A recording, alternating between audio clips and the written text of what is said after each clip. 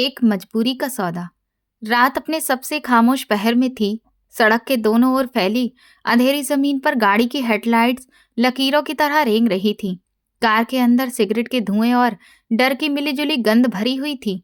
Driving seat पर बैठा आदमी बेपरवाह था, जैसे उसके लिए ये सफर कोई मायने ही न रखता हो।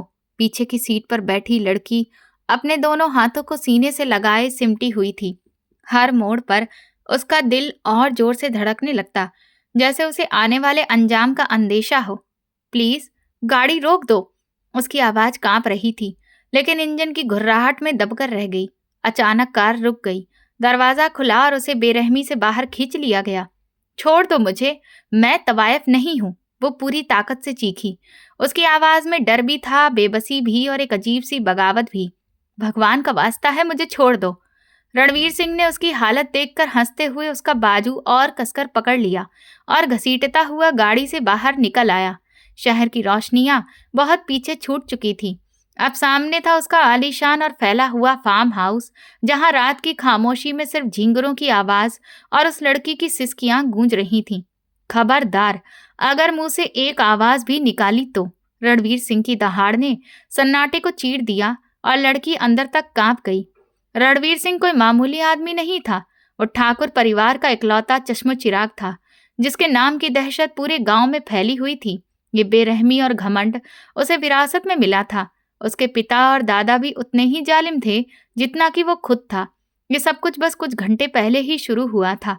अपने पिता की हत्या के बाद से उसके अंदर बदले की आग जल रही थी। सुकून तो जैसे उसे कब का छोड़ चुका था। आज वो अपनी बेचैनी और गुस्से की हद पार कर चुका था, तो उसके पुराने नौकर हरिया ने उसे सलाह दी थी, छोटे मालिक, परेशानी और गुस्से को भुलाने का एक ही तरीका है, अपनी बकवास बंद करो और काम की बात करो। रणवीर सिंह ने अपने हाथ में पकड़ा हुआ गिलास मेज पर पटकते हुए कहा, छोटे मालिक, चलिए कोठे पर चलते हैं। एक रात का साथ और आपका सारा गुस्सा पूरी तरह से आप भूल जाएंगे। ये ख्याल रणवीर सिंह को अजीब सा लगा, लेकिन उस वक्त उसे अपने अंदर जल रही आग को ठंडा करने के लिए कुछ भी मंजूर था। उसने अपने दूसरे नौकर को आदेश दिया, चांदनी बाई से कहो कि लड़की ऐसी होनी चाहिए जिस पर आज तक किसी का साया भी न पड़ा हो। इस बात के लिए उसे मुंह मांगी कीमत मिलेगी। हुक्म की तामील होगी, छोटे मालिक। नौकर ने सिर झुकाकर कहा, गाड़ी निकालो। और अब वो यहाँ था, एक ऐसी लड़की के साथ जो खुद को तवायफ मानने से इनकार कर रही थी। रात का अंधेरा और भी गहरा हो चुका था। रणवीर सिंह जब कोठी पर पहुंचा तो वहां का माहौल उसकी ख्वाहिश के बिल्कुल मुताबिक था। खूबसूरत रोशनियां जल रही थी, हंसी मजाक, मंजीरों की झनकार और तबले की थाप में एक अजीब सा शोर पैदा हो रहा था। उसने जिंदगी में कभी ऐसी जगह का रुख नहीं किया था। वो औरत की इज्जत नहीं करता था, बल्कि उसे हमेशा अपनी मिल्कियत समझता था। लेकिन यह भी सच था कि उसने कभी किसी की इज्जत पर खुद से हाथ नहीं डाला था। आज वो अपनी सारी हदें पार करने आया था, सिर्फ उस सुकून की तलाश में जो उसके पिता की मौत ने उससे छीन लिया था। कोठी की मालकिन चांदनी बाई उसे देखते ही उठ खड़ी हुई। उसकी आंखों में लालच और डर की चमक एक साथ नजर आ रही थी। अरे, आज तो छोटे मालिक हमारे गरीब खाने पर आए हैं। मैं चाहती हूँ कि उनकी ऐसी खातिरदारी हो कि यहाँ से खुश होकर जाएं। रणवीर सिंह ने हाथ के इशारे से उसे चुप करवा दिया। मेरी शर्त पूरी करो, खुश करने की कोशिश मत करो। उसकी आवाज में ठंडापन था। चांदनी बाई ये सुनते ही थोड़ा हिचकिचाई, लेकिन छोटे मालिक, जैसी डिमांड आपकी है उसके लिए हम मुंह मांगी कीमत लेते हैं। मैं कोई भी कीमत देने के लिए ही यहाँ आया हूँ। रणवीर सिंह ने अपनी जेब से नोटों की एक मोटी गड्डी निकालकर मेज पर फेंक दी। लड़की दिखाओ। दूसरी तरफ एक छोटे से कमरे में गौरी फर्श पर बैठी बुरी तरह से रो रही थी।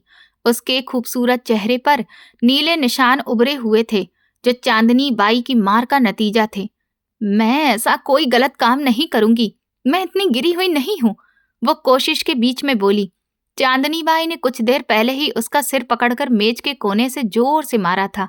तभी एक और लड़की अंदर दाखिल हुई। उसकी आंखों में ना कोई हमदर्दी थी और ना ही कोई दया।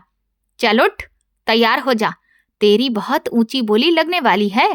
नहीं लगवानी मुझे कोई बोली, मुझे यहाँ से जाने दो, भगवान के लिए मुझे जाने दो। गौरी ने उसके पैर पकड़ने की कोशिश की। मेरा भाई जिंदगी और मौत की जंग लड़ रहा है, वो अस्पताल में है। वाह, बड़ी नखरे वाली बन रही है तू। उस लड़की ने उसके बालों को बेरहमी से पकड़कर खींचा। तुझे कोई यहाँ जबरदस्ती लेकर नहीं आया है। तेरा बाप, तेरा सगा बाप ही खुशी खुशी तुझे यहाँ छोड़ कर गया है। चल, अब जल्दी से उठ जा, तेरी कीमत अदा की जा चुकी है। अब चांदनी बाई तुझसे दुगने पैसे कमाएगी।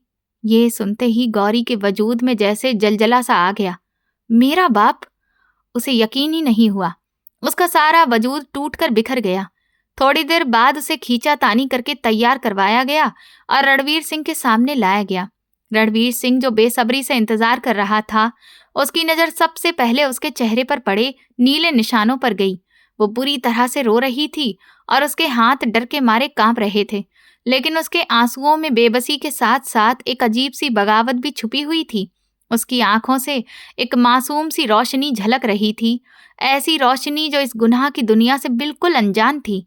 रणवीर सिंह जैसा पत्थर दिल इंसान भी न जाने क्यों एक पल के लिए उसे देखकर थोड़ा नरम पड़ गया।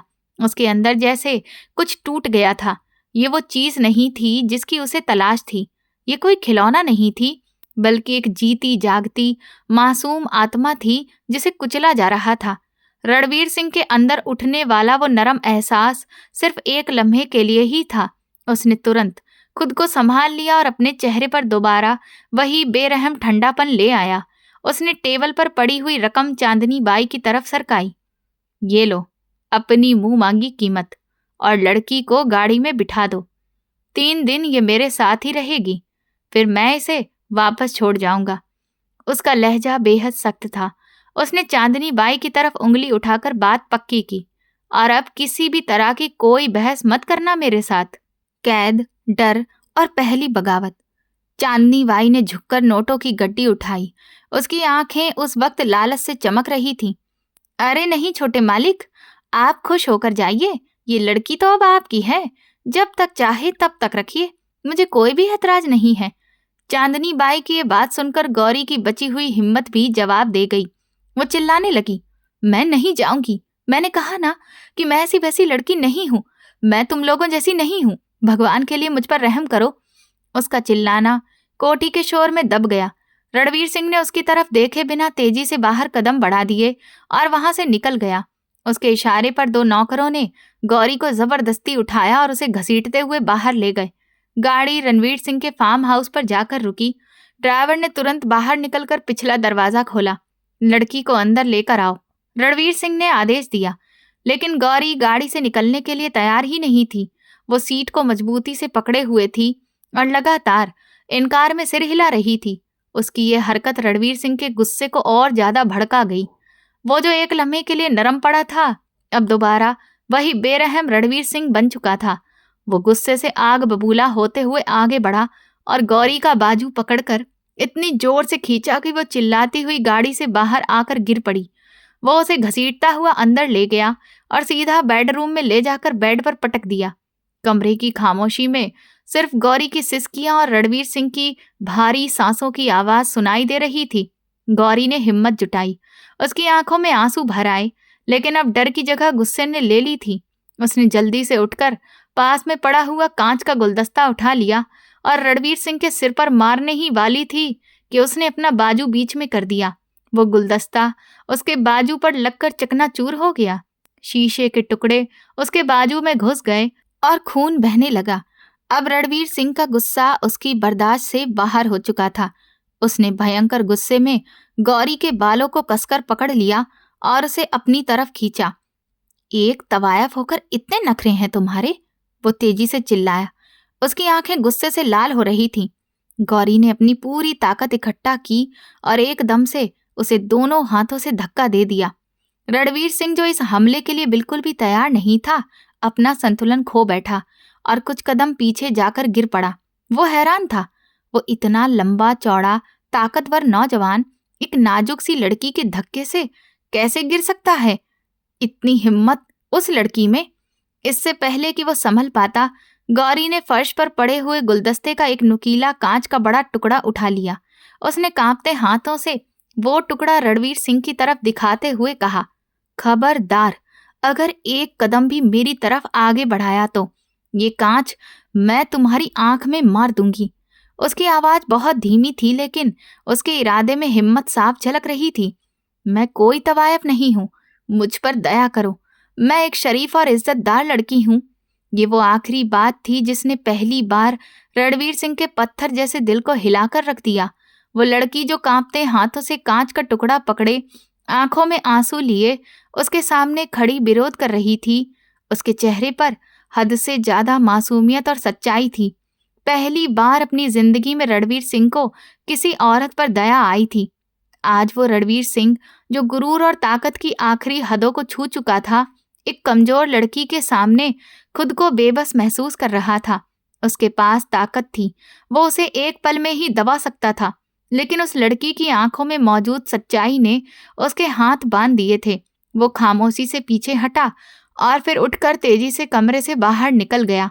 वो जैसे ही बाहर निकला, गौरी ने जल्दी से भागकर दरवाजा अंदर से बंद कर लिया और उसी दरवाजे के सहारे टेक लगाकर फर्श पर बैठ गई।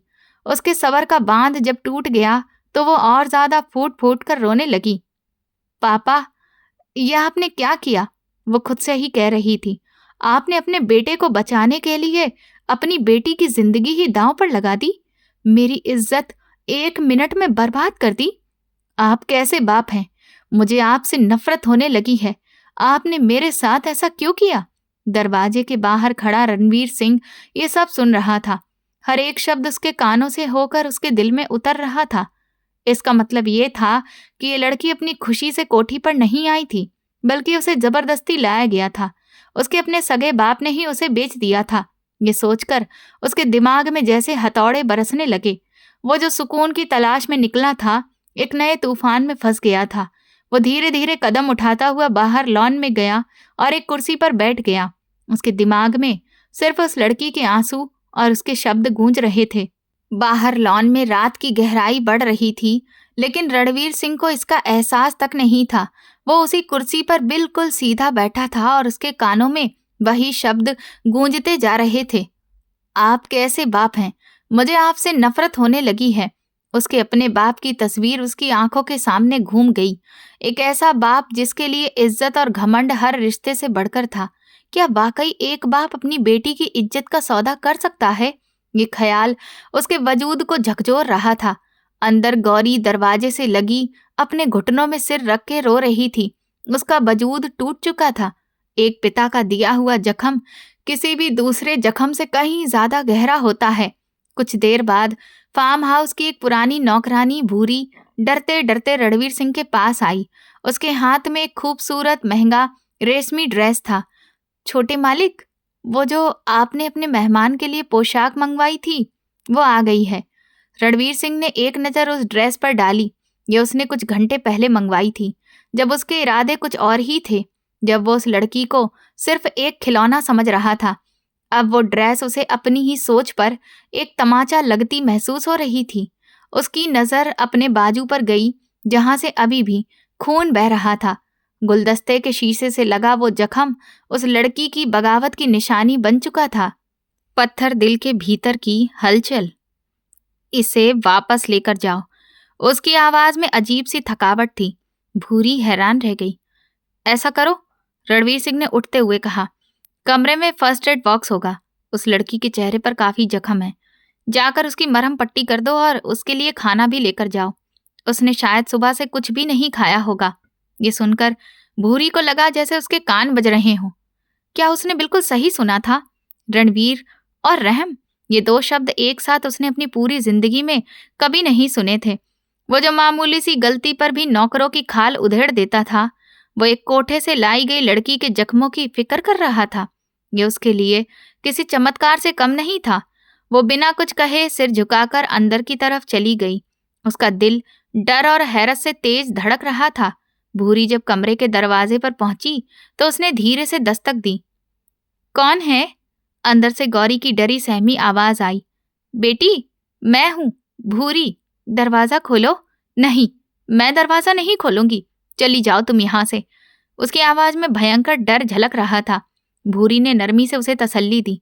डरो मत बेटी, छोटे मालिक ने कहा है कि तुम्हें कोई नुकसान नहीं पहुंचाया जाएगा। मैं तो तुम्हारे जख्मों पर दवा लगाने और तुम्हें खाना देने आई हूँ। भगवान का वास्ता है, दरवाजा खोलो। गौरी को उस वक्त नौकरानी की आवाज में उम्मीद की एक किरण नजर आई। उसे लगा जैसे इस अंधेरे कैद खाने में ये औरत रोशनी बनकर आई है, जिसके सहारे शायद वह यहाँ से बाहर निकल सके। उसने कांपते हाथों से दरवाजे की कुंडी खोली। भूरी अंदर दाखिल हुई। उसने गौरी के चेहरे और उसकी घबराई हुई आंखों को देखा तो उसका दिल भर आया। वो खामोशी से आगे बढ़ी। रुई को दवा में डुबोकर बहुत ही नरमी से उसके जख्मों पर मरहम लगाने लगी। गौरी तकलीफ से सिसक पड़ी, लेकिन उसने कुछ नहीं कहा। मरहम पट्टी करने के बाद भूरी ने खाने की ट्रे उसके सामने रखी। तुम ये खाना खा लो, भूरी ने हमदर्दी से कहा। तुम बहुत खुशकिस्मत हो, छोटे मालिक ने जिंदगी में पहली बार किसी पर दया दिखाई है। गौरी ने हल्की सी मुस्कान के साथ कहा, कब तक दिखाएगा तुम्हारा छोटा मालिक मुझ पर दया? ये बात मैं भी अच्छे से जानती हूँ और तुम भी। उसने मेरी कीमत चुकाई है। उसकी आंखों में आंसू भर आए। उसने प्रार्थना भरी नजरों से भूरी की तरफ देखा। आप मेरी मदद कर दीजिए, मुझे यहाँ से निकाल दीजिए। मैं आपका यह एहसान जिंदगी भर नहीं भूलूंगी।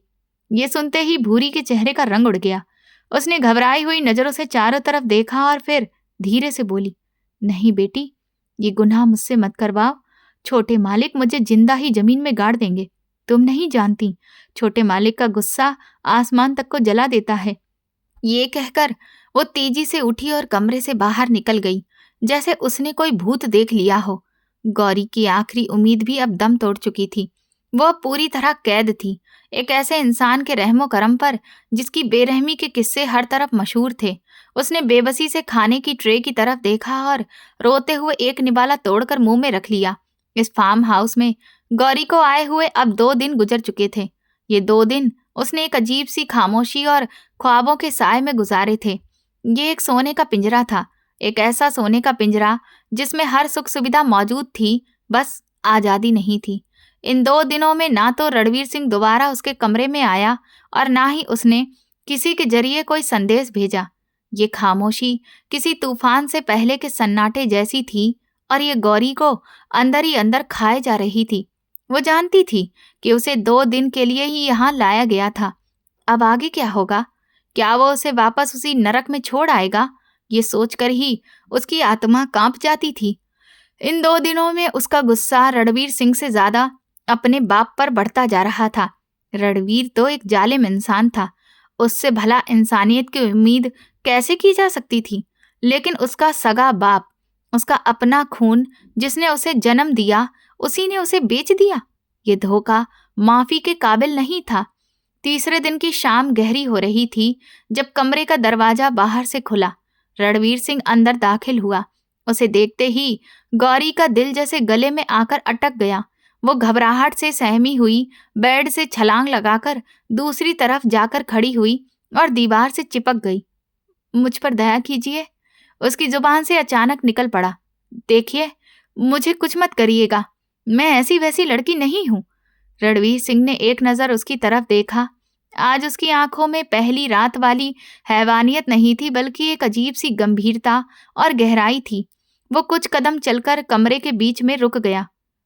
तुम्हारा घर कहाँ है? उसकी आवाज भारी लेकिन सधी हुई थी। गौरी को उसके सवाल पर हद से ज्यादा हैरानी हुई। मेरा घर? हाँ, बताओ, तुम्हारा घर कहाँ है? उसने दोबारा दोहराया। फिर वो सवाल पूछा जो उसके दिमाग में 2 दिन से घूम रहा था। और तुम्हारे बाप ने तुम्हें इस तरह क्यों बेच दिया?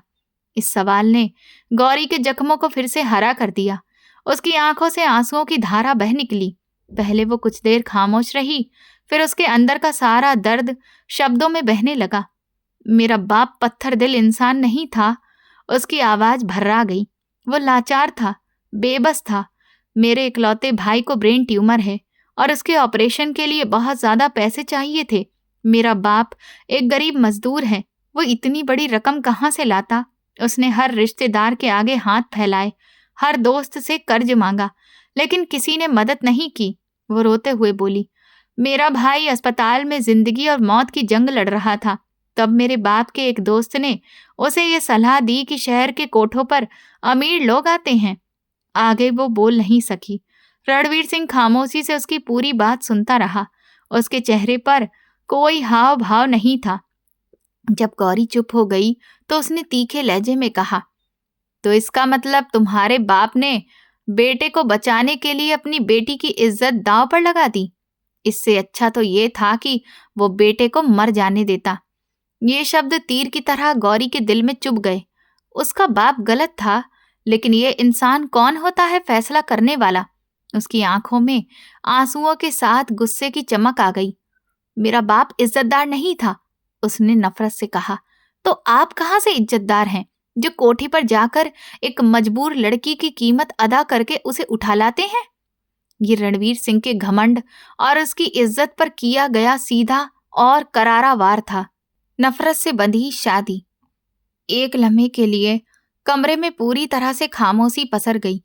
भूरी ने ठीक कहा था, उसका गुस्सा आसमान जला देता था। गौरी ने सोचा कि अब वो जिंदा नहीं बचेगी, लेकिन रणवीर सिंह गुस्से में नहीं आया। उसने उसकी बात ऐसे सुनी जैसे उसे इस जवाब की पूरी उम्मीद थी। उसने गहरी सांस ली और फिर बात को बदल दिया। देखो, मैं तुमसे कोई बहस नहीं करना चाहता। उसका अंदाज एकदम शांत था। उसे अस्पताल का नाम बताओ जहां तुम्हारा भाई एडमिट है। गौरी, जो अपनी जिंदगी के बिखरने के लिए तैयार थी, इस सवाल पर हैरान रह गई। उसे अपने कानों पर यकीन ही नहीं हो रहा था। ये इंसान, ये रणवीर सिंह, जिसकी बेरहमी के किस्से उसने अब तक सुन रखे थे, इतना रहमदिल कैसे हो सकता है? कहीं ये कोई नया जाल तो नहीं है, कोई नया खेल जो उसके साथ खेला जा रहा हो? गौरी को रणवीर की नीयत पर शक होने लगा। उसे उसकी बातों से कुछ गलत होने की बू आने लगी। उसने हिचकिचाते हुए रणवीर सिंह को अस्पताल का नाम बता दिया। रणवीर सिंह ने नाम सुना तो सिर हिलाया और जिस तरह से वो खामोशी से कमरे में आया था, उसी तरह खामोशी से बाहर निकल गया। गौरी उसे जाते हुए देखती रही। उसका दिमाग पूरी तरह से सुन्न पड़ चुका था। वो समझ ही नहीं पा रही थी कि उस पत्थर दिल इंसान के अंदर आखिर चल क्या रहा था। रणवीर जब कमरे से बाहर निकला तो उसका दिल और दिमाग बिल्कुल साफ था। वो जानता था कि अब उसे क्या करना है। उसने वहीं गैलरी में खड़े होकर अपने मैनेजर को फोन किया। उसकी आवाज में वही पुराना रौब और हुक्म था, लेकिन इस बार उसका मकसद कुछ और था। शहर के सिटी हॉस्पिटल में एक मरीज है। उसने फिर गौरी के भाई का नाम बताया। उसके इलाज के जितने भी बिल हैं, अभी और इसी वक्त मेरी तरफ से सारे पेमेंट्स कर दिए जाएं, और आइंदा भी उसके पूरी तरह ठीक होने तक इलाज का सारा खर्चा मेरी जिम्मेदारी है। मैं 1 मिनट की भी कोई कमी बर्दाश्त नहीं करूंगा। फोन बंद करके उसने तुरंत अपने सबसे काबिल और भरोसेमंद आदमी को फोन मिलाया। तुम चांदनी बाई के कोठे पर जाओ और उसे उतनी ही रकम वापस करो जितनी उसने उस लड़की के बाप को दी थी, और उससे साफ साफ कह देना कि ये मामला अब यहीं खत्म हुआ।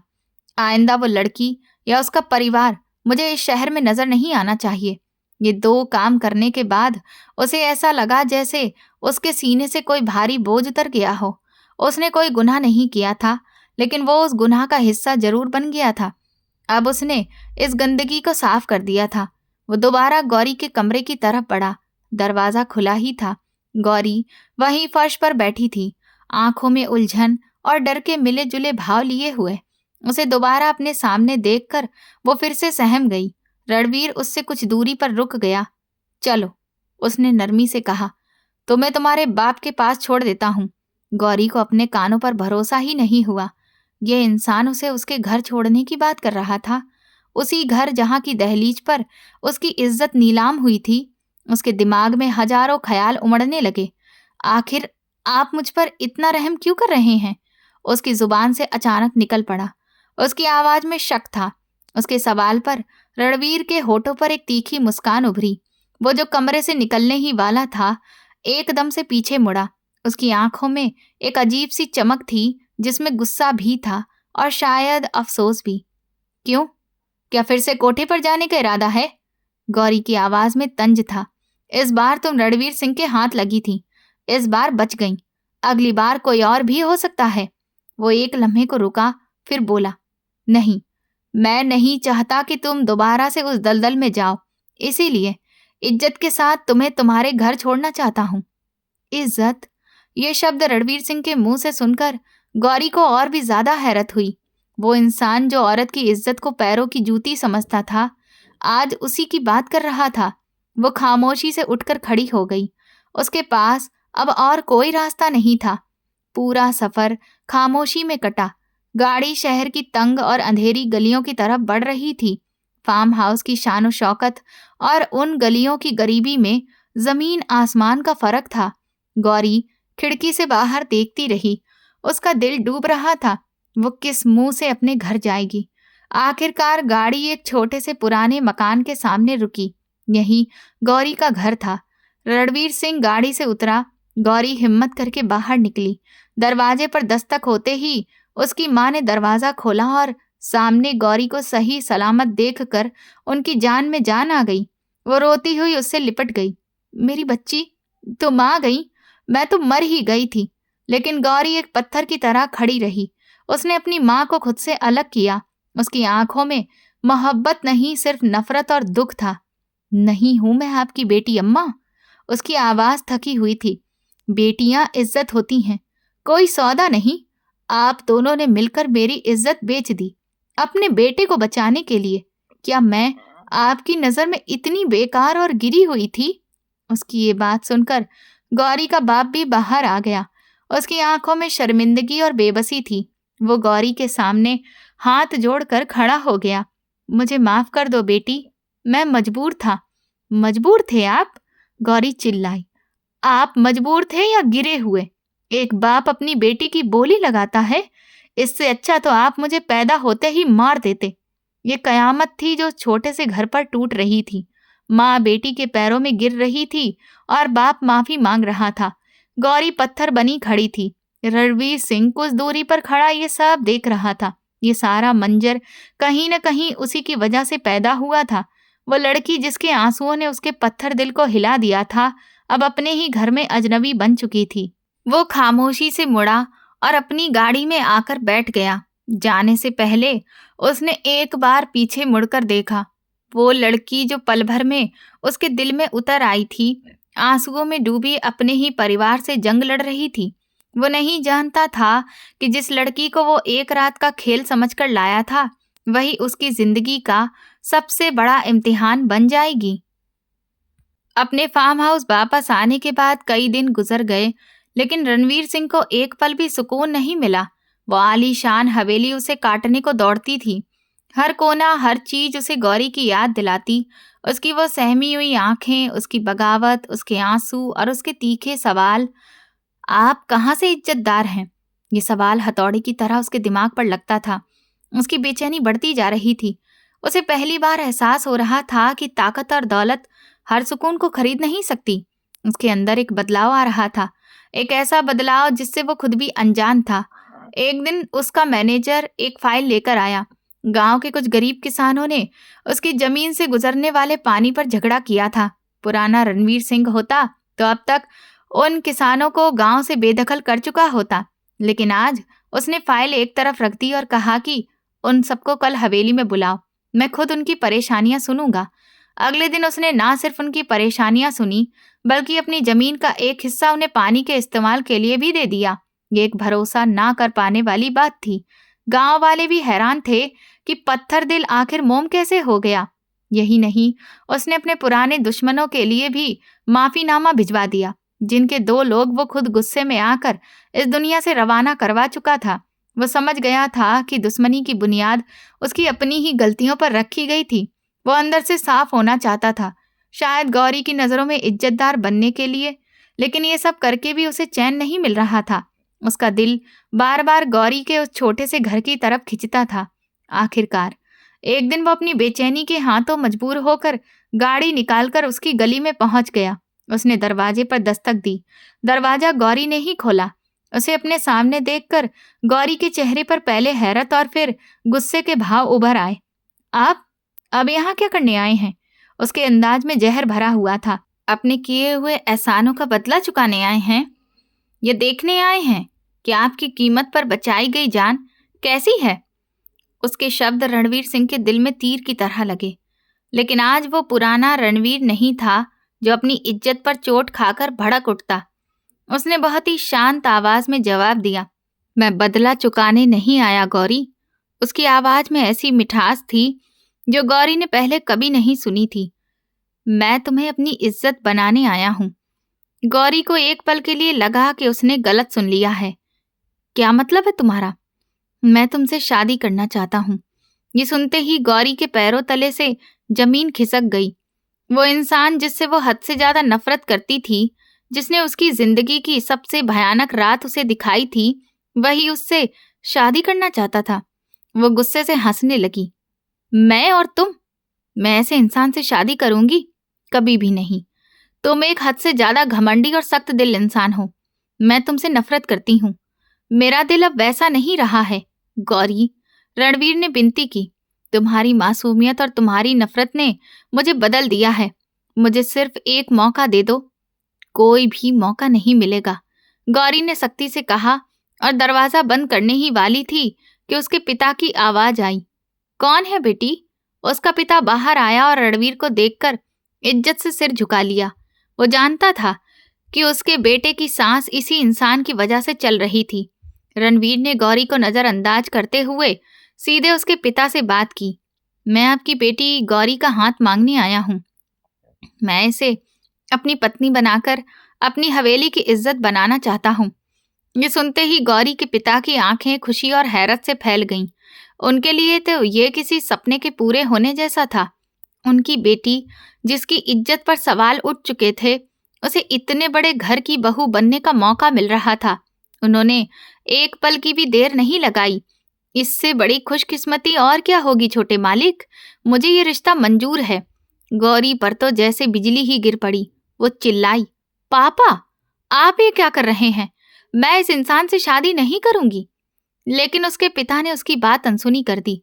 तुम अंदर जाओ बेटी, बड़ों के मामलों में दखल नहीं देते। गौरी अपनी जगह पर खड़ी रह गई। एक बार फिर उसके पिता ने उसकी जिंदगी का फैसला कर दिया था। वो इंसान जिसे उसने अभी अभी ठुकराया था, अब उसका होने वाला पति बन चुका था। पापा, आप ऐसा नहीं कर सकते। मैं उस आदमी से शादी बिल्कुल भी नहीं करूंगी। गौरी अपने पिता के फैसले पर चिल्ला रही थी। उसका पूरा वजूद इनकार कर रहा था, लेकिन उसके पिता की आंखों में अब प्रार्थना नहीं, बल्कि एक बेहतर भविष्य का सपना और रणवीर सिंह का डर भी था। चुप हो जाओ गौरी, उसकी मां ने उसे बाजू से पकड़कर अंदर खींचते हुए कहा। पागल हो गई हो क्या? जिस इंसान ने हमारे परिवार की इज्जत को दोबारा जोड़ा है, तुम्हारे भाई की सांस जिसकी वजह से आज चल रही है, उसी को मना कर रही हो? भला लोग क्या कहेंगे? लोग? गौरी ने तीखे लहजे में कहा। जवाब में उसके शब्दों में आग थी। तब लोगों का ख्याल आपको नहीं आया था? उसके पास शब्द थे, दलीलें थी, लेकिन ताकत नहीं थी। उसकी जंग वो उसी दिन हार गई थी जब उसके पिता ने चांदनी बाई से पैसे लिए थे। आने वाले कुछ ही दिनों में शादी की तैयारी शुरू हो गई। ये तैयारी गौरी के लिए किसी खुशी का संदेश नहीं, बल्कि उसकी एक नई कैद के कागजों पर हस्ताक्षर करने जैसी थी। वो एक जिंदा लाश की तरह सब कुछ देखती रही। उसके माँ बाप खुश थे कि उनकी बेटी इतने बड़े घर की मालकिन बनने जा रही है। उसका भाई अब सेहतमंद हो रहा था, लेकिन कोई ये नहीं देख रहा था कि इन सब कीमतों के बदले में गौरी अपनी इच्छाओं और अपने वजूद का बलिदान दे रही थी। सब्र, बदलाव और सच्चाई। आखिरकार शादी का दिन आ गया। उसके छोटे से घर में कुछ करीबी लोगों को बुलाया गया था। जब रणवीर सिंह अपने कुछ साथियों के साथ पहुंचा तो पूरे मोहल्ले में एक सनसनी फैल गई। वो बहुत ही गंभीर और रौब से भरा लग रहा था, लेकिन गौरी को उसके चेहरे में वही दरिंदगी नजर आ रही थी जो उसने पहली रात में देखी थी। जब पंडित जी ने गौरी को मंडप में बैठने के लिए कहा तो जैसे उसके पैर एक जगह पर जम गए। चारों तरफ सन्नाटा पसर गया। उसके पिता ने उसे घूर कर देखा, जैसे कह रहे हो कि आगे बढ़ो, अगर तुम आगे नहीं बढ़ी तो अंजाम अच्छा नहीं होगा। उसने अपनी आंखें बंद की और उसके आंसू गालों पर बह निकले। फिर उसने कांपते कदमों के साथ आगे बढ़ते हुए मंडप में अपने पैर रख दिए और इसके बाद हर एक रस्म पूरी होती गई। जब उसके साथ फेरे पूरे हुए तो सब तरफ खुशी का माहौल था, लेकिन गौरी अपनी इस हार पर रो रही थी। विदाई का वक्त बहुत ही दर्दनाक था। गुस्से और नफरत के बावजूद अपने घर की दहलीज छोड़ना उसके लिए बेहद तकलीफदेह था। रणवीर सिंह खामोशी से एक तरफ खड़ा सब कुछ देख रहा था। उसने कोई जल्दबाजी नहीं की, कोई आदेश नहीं दिया, बस गौरी को अपना वक्त लेने दिया। जब उसकी गाड़ी दोबारा उस फार्म हाउस के सामने रुकी तो उसका दिल डूब गया। पिछली बार वो यहाँ एक कैदी बनकर आई थी और आज एक पत्नी बनकर, लेकिन उन दोनों एहसासों में कोई फर्क नहीं था। वह आज भी खुद को कैदी ही महसूस कर रही थी। हवेली के सभी नौकर नई मालकिन के स्वागत के लिए एक लाइन में खड़े थे। हर तरफ फूलों की सजावट थी, लेकिन गौरी को उनमें से कोई खुशबू महसूस नहीं हो रही थी। शादी के मुताबिक वो इतने बड़े घर की अकेली मालकिन बन चुकी थी, लेकिन उसे वो खुशी महसूस नहीं हो रही थी जो होनी चाहिए थी। उसे सीधे उसके कमरे में लाया गया। ये वही कमरा, वही बेडरूम था जहां उसे एक दिन लाकर कैद किया गया था। आज उसे दुल्हन के कमरे की तरह सजाया गया था।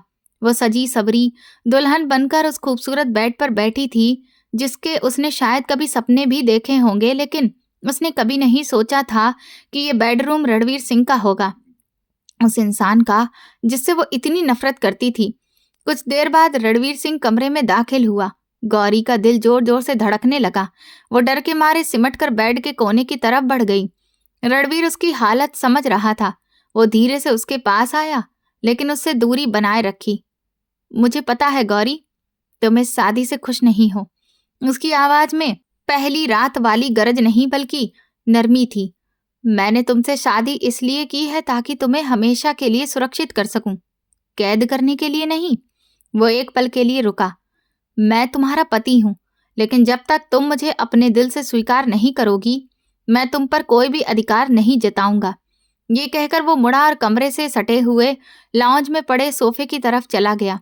तुम आराम से सो जाओ, ये कमरा तुम्हारा है। गौरी हैरत से उसे देखती रह गई। वो इंसान जो उसे अपनी ताकत के दम पर उठाकर लाया था, वो चाहता तो उसके साथ कुछ भी कर सकता था, लेकिन आज शादी के बाद भी वो उसकी मर्जी और इज्जत कर रहा था। ये वो रणवीर सिंह नहीं था जिसे वो जानती थी। उसकी इस अचानक आई मेहरबानी ने गौरी के दिल में नफरत के साथ साथ एक अनजाना सा सवाल भी पैदा कर दिया। अगली सुबह जब गौरी की आंख खुली तो कमरे में कोई भी नहीं था। एक लम्हे के लिए उसे लगा जैसे पिछली रात बस एक सपना थी, लेकिन फिर उसने कमरे की सजावट और अपने हाथों पर लगी मेहंदी को देखा तो उसे यकीन हो गया कि उसकी जिंदगी हमेशा के लिए बदल चुकी है।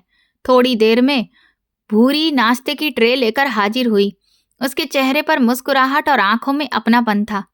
छोटी मालकिन, छोटे मालिक ने कहा था कि जब आप उठें तो आपको नाश्ता पहुंचा दिया जाए। ये प्यार और इज्जत गौरी के लिए बिल्कुल नई थी। भूरी ने उसे बताया कि छोटे मालिक सुबह ही हवेली से बाहर अपने कामों के लिए निकल गए हैं।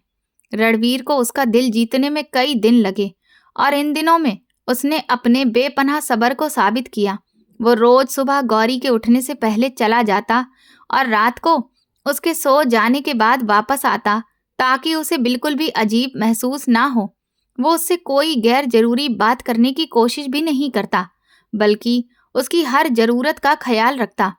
एक दिन उसने भूरी के हाथ गौरी के लिए कुछ किताबें भिजवा दी। वो समझ चुका था कि उसे पढ़ने का शौक है।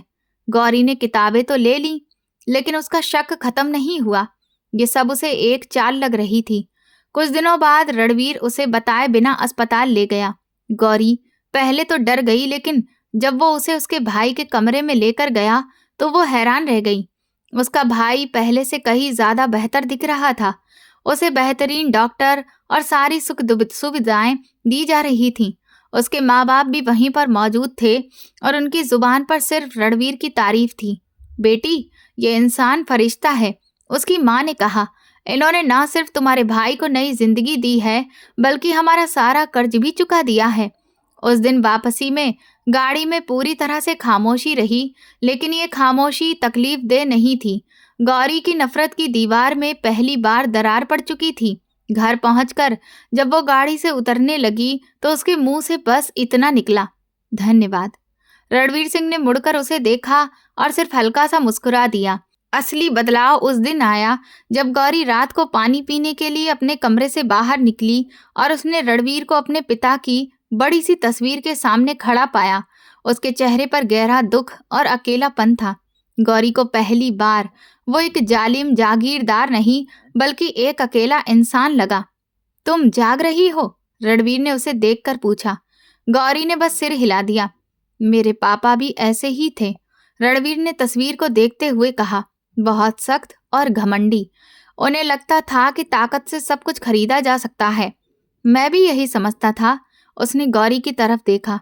लेकिन जिस दिन तुमने मेरे सामने वो कांच का टुकड़ा उठाया था, उस दिन मुझे पहली बार एहसास हुआ कि असली ताकत इनकार में होती है, सच्चाई में होती है। तुमने मुझे मेरी ही नजरों में गिरा दिया था गौरी। ये एक कबूलनामा था, ऐसे इंसान का कबूलनामा जो कभी अपनी गलती नहीं मानता था। गौरी के दिल पर जमी नफरत की बर्फ पिघलने लगी। उसे एहसास हुआ कि रणवीर ने उसके साथ कभी बुरा नहीं किया था, बल्कि उस रात भी वो उसे बचा ही रहा था। धीरे धीरे उनके बीच खड़ी दीवार गिरने लगी। वो उससे बातें करने लगी, उसके साथ बैठकर खाना खाने लगी। रणवीर की मोहब्बत और सब्र आखिरकार रंग ला रहे थे, नफरत से मोहब्बत तक। एक शाम वो दोनों गार्डन में टहल रहे थे। 2 दिन बाद रिसेप्शन रखा है, रणवीर ने कहा। मैं चाहता हूं कि दुनिया मेरी इज्जत को देखे, उसने गौरी का हाथ पकड़ते हुए कहा। और मेरी इज्जत तुम हो। इस बार गौरी ने अपना हाथ पीछे नहीं खींचा। उसने रणवीर की आंखों में देखा, जहां अब उसके लिए बेपनाह मोहब्बत और इज्जत थी। उसके होठों पर महीनों बाद एक सुकून भरी मुस्कुराहट आई। वो समझ चुकी थी कि उस पत्थर दिल इंसान के सीने में भी एक धड़कता हुआ दिल था, जैसे वो दिल सिर्फ उसी की किस्मत में लिखा था। रिसेप्शन की सुबह हवेली में जश्न का माहौल था। दूर दूर से आए मेहमान, रिश्तेदार और गांव के लोग जमा थे। हर तरफ फूलों की महक और खुशी के रंग बिखरे थे, लेकिन इन सबका केंद्र गौरी थी। आज वो एक सहमी हुई बेबस लड़की नहीं, बल्कि इस शाही खानदान की इज्जत, रणवीर सिंह की पत्नी थी। उसे तैयार करने के लिए शहर से बेहतरीन ब्यूटिशियन को बुलाया गया था। जब वो आईने में खुद को देख रही थी, तो उसे अपनी आंखों पर भरोसा नहीं हो रहा था। ये वही चेहरा था जिस पर कभी नील और डर के साए थे, लेकिन आज उस पर भरोसे और सुकून की चमक थी। उसका दिमाग अतीत के गलियारों में झांकने लगा। वो पहली रात जब वो इस हवेली में कैदी बनकर आई थी, और आज जब वो उसी हवेली की मालकिन थी। रणवीर का सब्र, उसका प्यार, उसका कबूलनामा, इन सब ने गौरी की बगावत को खत्म कर दिया और उसके पत्थर बने दिल को तोड़ दिया था। ये सब एक फिल्म की तरह उसकी आंखों के सामने घूम गया।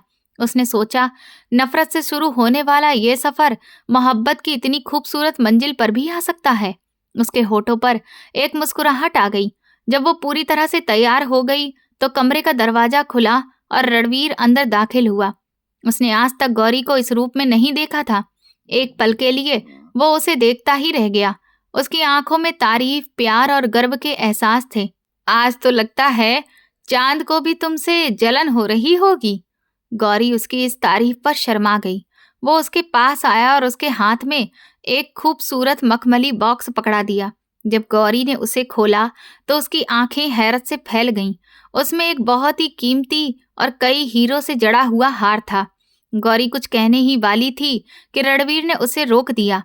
ये हमारे खानदान की इज्जत है गौरी, उसने बहुत ही गंभीरता से कहा।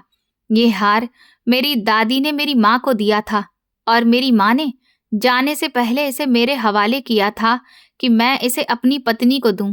आज यकीनन मैं इसे इसकी असली हकदार के हवाले कर रहा हूँ। आज से तुम सिर्फ मेरी पत्नी नहीं, इस हवेली, इस खानदान और मेरी इज्जत हो। ये कहकर उसने खुद वो हार उसके गले में पहनाया। गौरी की आंखों में शुक्रगुजारी के आंसू आ गए। ये सिर्फ एक जेवर नहीं था, यह उसके इस रिश्ते को दिल से कबूल करने का ऐलान था। आज मैं दुनिया को बताना चाहता हूँ कि रणवीर सिंह की सबसे बड़ी ताकत उसकी दौलत या जमीनें नहीं, बल्कि उसकी पत्नी है। जब वे लोग रिसेप्शन की पार्टी के लिए रवाना हुए, तो गाड़ी में वो खामोशी नहीं थी जो पहले उनके सफर का हिस्सा होती थी। आज वे एक दूसरे से बातें कर रहे थे, एक दूसरे को देखकर मुस्कुरा रहे थे। रिसेप्शन का इंतजाम शहर के सबसे बड़े हॉल में किया गया था। हजारों मेहमान वहां पर मौजूद थे, जिनमें कई राजनेता और बिजनेसमैन भी शामिल थे। पूरा हॉल रोशनियों से जगमगा रहा था। जैसे ही उनकी गाड़ी रुकी, तो वहां कैमरों और लोगों की नजरों का रुख उनकी तरफ हो गया। रणवीर सिंह गाड़ी से उतरा और उसने गौरी के लिए दरवाजा खोला। उसने अपना हाथ उसकी तरफ बढ़ाया। गौरी ने एक लम्हे के लिए भीड़ को देखा, जहां हर आंख में जिज्ञासा और सवाल थे। उसे लगा जैसे कि वो कमजोर पड़ जाएगी, लेकिन फिर उसने रणवीर के चेहरे को देखा, जिस पर उसके लिए भरपूर भरोसा था। उसने गहरी सांस ली और अपना हाथ रणवीर के हाथ में दे दिया। जैसे ही वे दोनों एक दूसरे का हाथ पकड़े हॉल में दाखिल हुए, भीड़ में सरगोशियों की लहर दौड़ गई। कुछ लोग जो उसकी सच्चाई जानते थे, हैरत से एक दूसरे को देखने लगे। ये वही लड़की है ना जिसके लिए रणवीर सिंह ने सब कुछ बदल दिया? तभी रणवीर की ठंडी नजर ने उन आवाजों को आगे बढ़ने नहीं दिया। वो गर्व से अपनी पत्नी का हाथ मजबूती से पकड़े उसे स्टेज की तरफ लेकर जा रहा था। उसका ये कदम सबके लिए एक साफ संदेश था कि गौरी उसकी कमजोरी नहीं, उसकी ताकत है। गौरी ने उसका ये भरोसा महसूस किया तो उसका डर भी खत्म होने लगा। उसने भी अपना सिर ऊंचा किया और उन सभी जजमेंट भरी नजरों का पूरे आत्मविश्वास से सामना किया।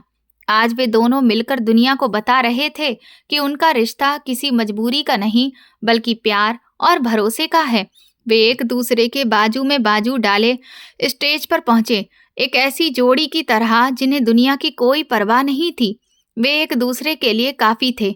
स्टेज पर बैठकर गौरी ने एक नई दुनिया देखी। वे लोग जो कल तक शायद उसके वजूद से भी वाकिफ नहीं थे, आज उसे बधाइयां देने के लिए लाइन में खड़े थे। वो हर एक से पूरे जोश और आत्मविश्वास से मिल रही थी। उसके इस बदलाव पर रणवीर दिल ही दिल में मुस्कुरा रहा था। उसने एक डरी हुई लड़की को निडर बनते हुए देखा था। इसी दौरान एक ऐसा वाकया हुआ जिसने गौरी के दिल में रणवीर की इज्जत को हमेशा के लिए पक्का कर दिया। दुनिया के सामने इज्जत।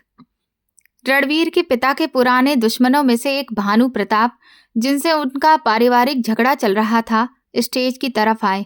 एक पल के लिए माहौल में तनाव पैदा हो गया, लेकिन भानु प्रताप के चेहरे पर दुश्मनी नहीं बल्कि एक अजीब सी नरमी थी। रणवीर, उन्होंने पास आकर कहा, तुम अपने पिता से बेहतर इंसान निकले। उन्होंने सारी जिंदगी दुश्मनियां पाली थीं और तुमने उन्हें खत्म करके सबके दिल जीत लिए। उन्होंने गौरी की तरफ देखा। बेटी, तुम बहुत खुशकिस्मत हो, तुम्हें ऐसा पति मिला। हमारा आशीर्वाद है कि तुम दोनों हमेशा खुश रहो। अपने पति की तारीफ एक पुराने दुश्मन की जुबान से सुनना गौरी के लिए सिर्फ हैरत की बात नहीं थी, बल्कि एक नया अनुभव था। आज उसे सही मायनों में एहसास हुआ कि रणवीर सिर्फ उसके लिए नहीं, बल्कि सबके लिए बदल चुका था। उसने स्टेज से नीचे देखा, जहां कुर्सियों पर उसके माँ, बाप और भाई बैठे थे।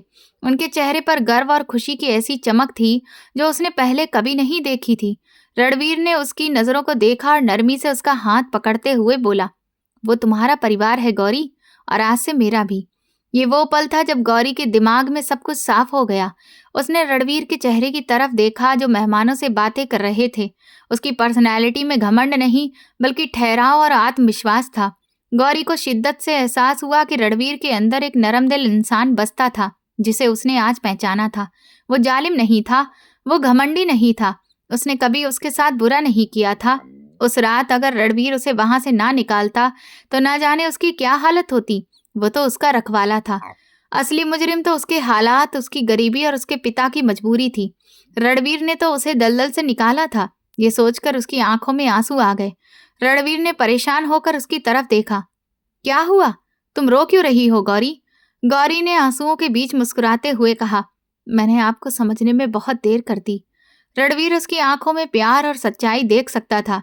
उसने हजारों लोगों के सामने उसका हाथ पकड़कर कहा कि तुमने मुझे खुद को समझने का मौका दिया है। कई महीने गुजर गए। हवेली की हवा पूरी तरह से बदल चुकी थी। वहां अब डर और सन्नाटे का नहीं, बल्कि प्यार, हंसी और खुशहाली का राज था। एक शाम गौरी गार्डन में बैठी किताब पढ़ रही थी जब रणवीर उसके पास आकर बैठ गया। क्या सोच रही हो? उसने पूछा। गौरी ने किताब बंद की और अपना सिर उसके कंधे पर रख दिया। यही सोच रही थी कि जिस कहानी की शुरुआत इतनी नफरत और डर से हुई थी, उसका अंजाम इतना खूबसूरत भी हो सकता है। रणवीर मुस्कुराया। कहानी की शुरुआत एक पत्थर दिल से हुई थी गौरी, जिसे पिघलाने का हुनर सिर्फ तुम्हारे पास था। उनकी मोहब्बत यूं ही परवान चढ़ती रही। रणवीर ने साबित कर दिया कि इंसान अगर चाहे तो बदल सकता है, और गौरी ने साबित कर दिया कि सच्ची मोहब्बत पत्थर को भी मोम कर सकती है। वे दोनों एक दूसरे के साथ हंसी खुशी जिंदगी गुजारने लगे, एक ऐसी मोहब्बत की दास्तान लिखते हुए जो नफरत की राख से पैदा हुई थी। तो दोस्तों, अगर आपको ये कहानी पसंद आई है तो कमेंट करके ज़रूर बताएं। वीडियो को लाइक करें, हाइप दें और ज़्यादा से ज़्यादा शेयर करें। चैनल पर नए हैं तो सब्सक्राइब करें और नोटिफिकेशन बेल दबाएं ताकि अगली अपडेट सबसे पहले आपको मिले। ये कहानी पूरी तरह से काल्पनिक है। इसमें दिखाए गए सभी पात्र, घटनाएं और परिस्थितियां वास्तविक जीवन से कोई भी संबंध नहीं रखती हैं। कहानी का उद्देश्य किसी की भावनाओं को ठेस पहुंचाना या किसी वर्ग, समाज या व्यक्ति को बदनाम करना नहीं है। ये सिर्फ मनोरंजन के लिए प्रस्तुत की गई है। धन्यवाद।